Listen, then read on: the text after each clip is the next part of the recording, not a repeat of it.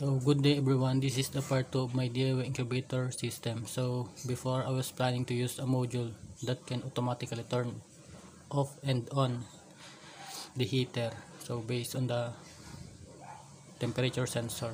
So I have module that lying around here.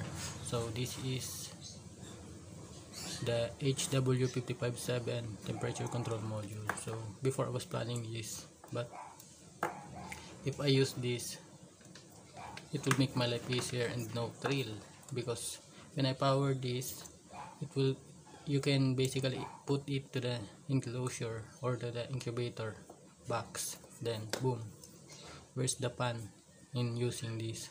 So instead I will not use this. So I was planning to use this ASP8266. So I want to program this, and I want my incubator to monitor online or through my cell phone. So basically the incubator will become an IoT. So IoT means Internet of Things. So I will attach some relays and some sensors like DHT11 and DHT11 to monitor the humidity and temperature, but I don't use the temperature in the DHT11. So I will use another sensor like LM35DC to monitor the temperature. So this is a Wemos D1. So I will use this. So as an electronic hobbyist, this is suitable to my needs. So before we start, I will show you the part that we need. So this is AESP8066 Wi-Fi module. So we will use this. This will act as a brain of our system. And this is a DHT11, a temperature and humidity sensor. I will not use the temperature sensor, so I will use only the humidity. So this is LM35DC temperature sensor. I will use this instead of the temperature sensor inside of this, and a X bolt. So this is a bunch of X bolt, some relays. So this will control the heater and the fan,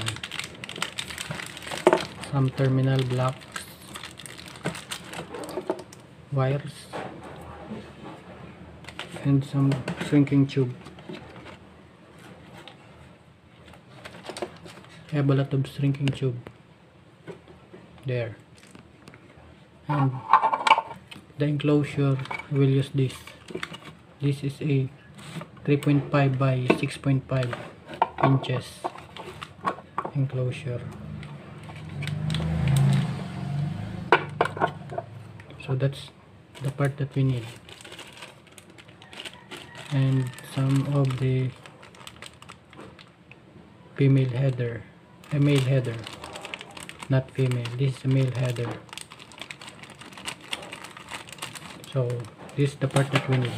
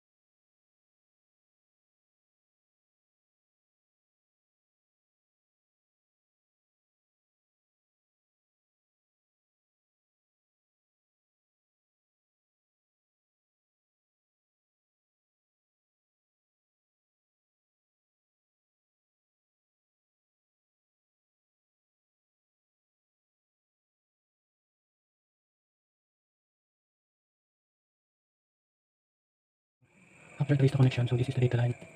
So this data line in the middle, so this yellow sync is a data line, then the ground in the VCC. So I will connect this data line to pin 8. So this will connect this data line to pin 8 and the ground to ground in the 5 volts into 5 volt VCC.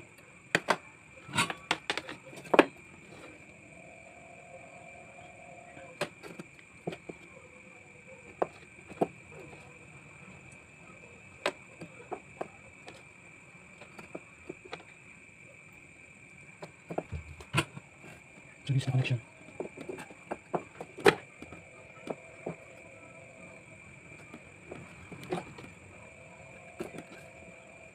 To cover this, I will slide this extending tube.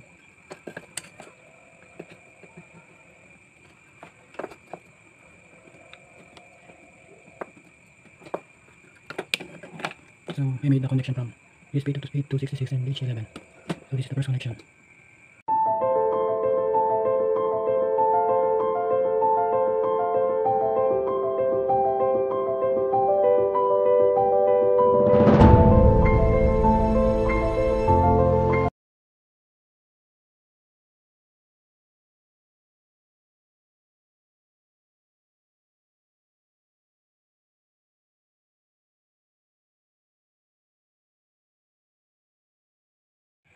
After I mount the ESP8266 module to this enclosure, so the next step is to separate the supply of this module and the relay.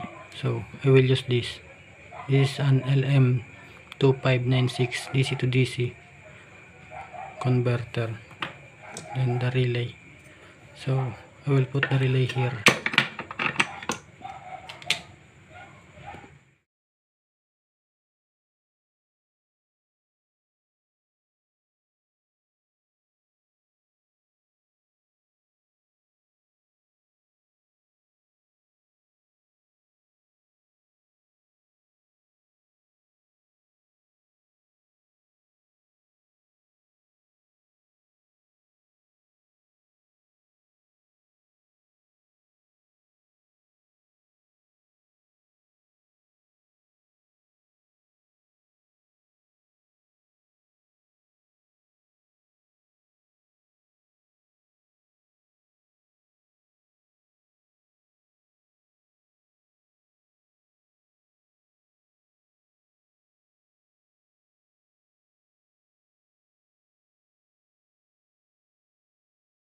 I don't use hex pillar to mount these two relays. So I don't use hex pillar because the hole in this relay is too small.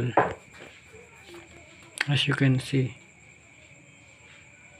it won't fit to the hole. So that's why I use this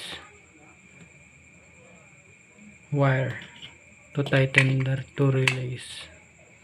So I use a single strand wire, 22 gauge single wire to tighten these two relays. Next step is to mount this relay to the enclosure.